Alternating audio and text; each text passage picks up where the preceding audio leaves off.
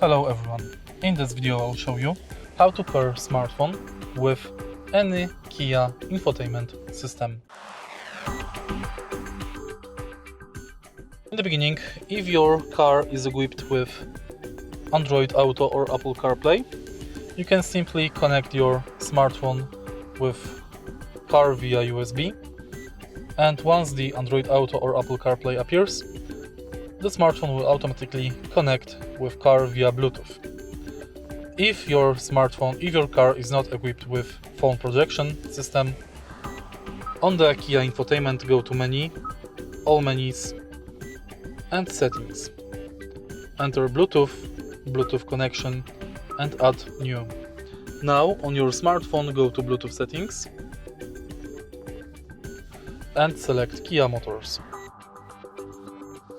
Confirm.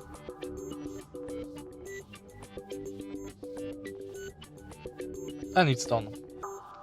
If you find this video helpful, please leave like, comment and subscribe.